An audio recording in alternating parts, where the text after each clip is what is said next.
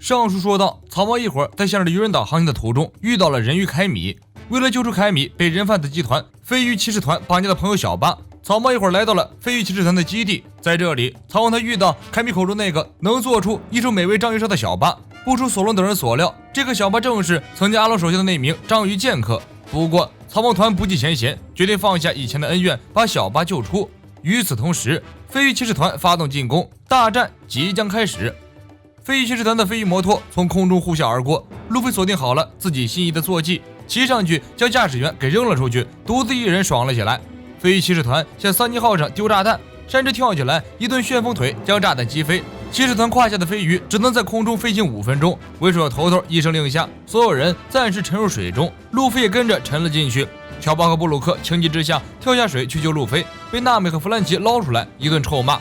另一边，马可波罗白痴三人组准备趁机劫持凯米和帕帕古，索隆跳出来利刃出鞘，小巴的牢笼被打开，敖明猛兽出笼。马可波罗三人组想要挣扎一下，给自己争取几分钟的戏份，小巴一人一拳头，三人提前杀青。乔巴和乌索普用大炮做成简易的地对空反导弹系统，一炮轰掉3个飞鱼骑士。迪巴鲁急了，许诺给不要命的人加工资，派手下去做人肉炸弹，重赏之下必有勇夫。一个大块头立即表示自己愿意试试，抡起大锤子向桑尼号俯冲而来。山治表示很淡定，换来路飞。路飞，你去吃了那条鱼。路飞爽快的答应。二人从石头甲板上跳起，配合十分默契。路飞鼓起肚子拦下飞鱼，山治的飞起一脚将大块头给踢了下来。接着路飞抓住飞鱼一个背桥摔，晚饭解决了。布鲁克对自己差点被淹死的师太大感悔恨，拔出气剑准备露一手。由于身体只剩下骨头，布鲁克可以十分轻盈地跳到很高的地方。在敌人拙劣的目光下，布鲁克弹起小提琴，优雅地演奏了一首催眠曲。敌人在懵逼中昏睡过去。布鲁克跳到海面，轻盈地在海面上急速奔跑，手中的细剑挥动，掉落下来的敌人直接被斩杀。路飞大为震惊，瞅准一只从头顶快速掠过的飞鱼，甩出双手飞了上去。结果惊讶地发现自己已经被催眠了，飞鱼失去控制，急速下坠，冲进了村寨里一个建筑中。昏暗的房间里，路飞歪歪扭扭地爬起身，隐约看到自己面前坐着一个身材魁梧的男子。在看清男子五官的一刻，路飞惊恐地瞪大了眼睛。男子抓起旁边的铁头盔，缓缓站起身。你都看到了吧？路飞的头发都快炸起来了，这大概就是所谓的头皮发麻。男子浑身散发着强烈的杀气，抓起把巨型鱼叉枪走到路飞面前。村寨外面，飞鱼骑士密密麻麻的从空中飞过，像一群苍蝇一样。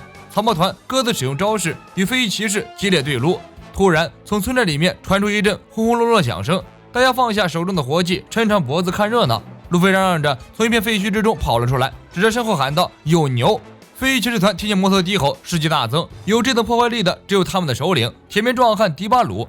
一片烟尘散去，迪巴鲁骑着巨牛摩托出现在众人的视野中，霸道又野蛮，大吼着向手下发布命令：只要能杀了草帽一伙，就算把村寨毁了都没有关系。迪巴鲁转头看向凯米、人鱼、鱼人，还有那个烂柿子颜色的手套，你们滚吧，与你们没有关系。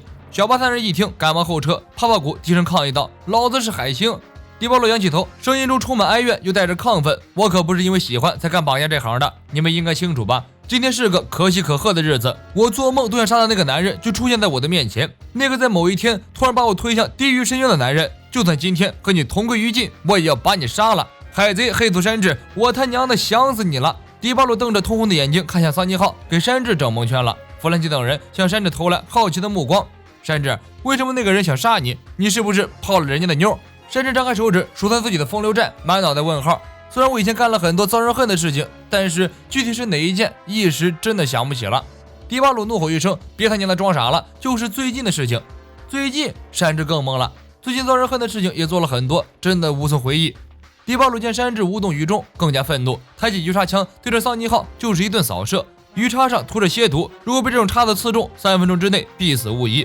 迪巴鲁对着山治等人疯狂扫射，山治都要把自己的头发薅光了，愣是想不起来这家伙。不远处，路飞悄悄地对索隆说：“我看到那个家伙的脸了。”索隆八卦之心一下子被点燃，赶忙问道：“是不是山治以前的情敌？”路飞摇摇头：“那个人你也见过。”路飞说完，飞快地冲向迪巴鲁，一脚将迪巴鲁的铁面具踢飞。铁面具落地的一刻，全员都被震惊住了。弗兰奇这种钢铁硬汉直接被当场吓哭。迪巴鲁掏出一张通缉令，他那张藏在铁面具之下的猛男脸，居然和山治那张被丑化的涂鸦通缉令一模一样。迪巴鲁悲愤地对山治说道：“终于等到这一天了，我是怀着一定要杀掉你的决心出海的，但是你他娘的真是难找啊！因为悬赏令和本人根本不一样。海军和赏金猎人就算见到了你，恐怕也认不出来吧？不，他们按照悬赏令会抓到某个人的，那时候他们会说束手就擒吧，黑族山治。然后那时候我就会哭着对他们说，去你妹的，老子根本不认识那个家伙，老子连他娘的海贼都不是啊！黑族山治，这一切都是你的错，你能明白吗？突然有一天，无数人都想要取我性命的那种恐惧，为什么我会被海军总部追杀？为什么那些赫赫有名的赏金猎人提着刀枪找上门？都是因为你做海贼出了名，我才被迫每天东躲西藏，食不知味，夜不能寐。见者伤心，闻者落。草帽团大呼神奇，原来世界上真的有人长了一张涂鸦脸，最重要的是世界上真的有人这么丑。环游世界果然长见识啊！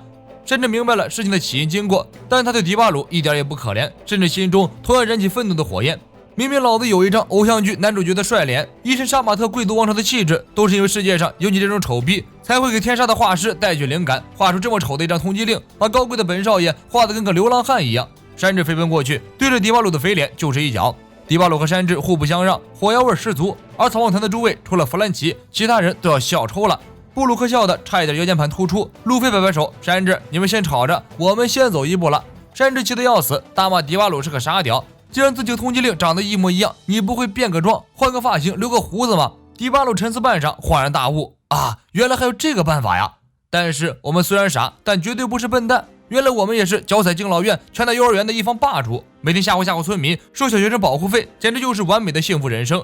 然而人从家中坐，祸从天上来，我那平凡的人生却被突然降临的悲剧打破。迪巴鲁缓缓道出自己的悲惨故事。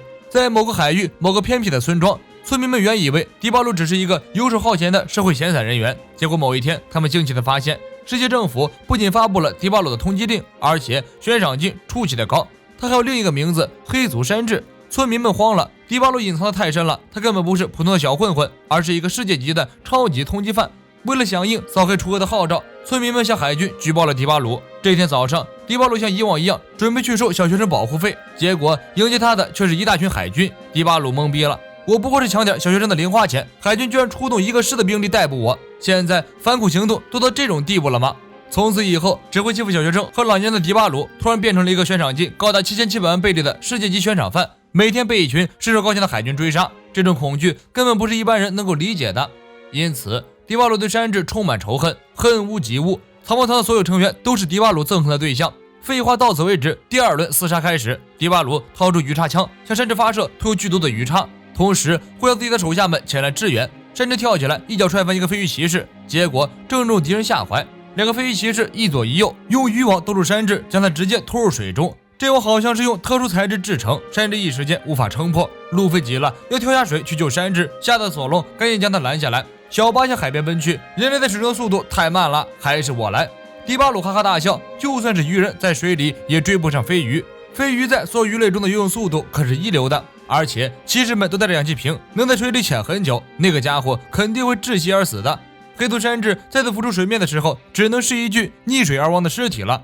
说是迟，那是快。凯米扔在背包，直接跳入海里。派大星泡泡谷站出来，得意洋洋：“牛仔男孩，你好像忘了一个人。虽然飞鱼的速度很快，但是在人鱼族面前就是弟弟。在这片大海中，没有哪个物种在水中的速度可以比得过人鱼。”那么评论里的小伙伴可能就要问了：他那么厉害，还被海兽抓了30次，被鱼人抓了20次。泡泡谷解释道：“如果他不是经常发呆，是不会那么轻易被抓住的。”逻辑完美，前后不矛盾。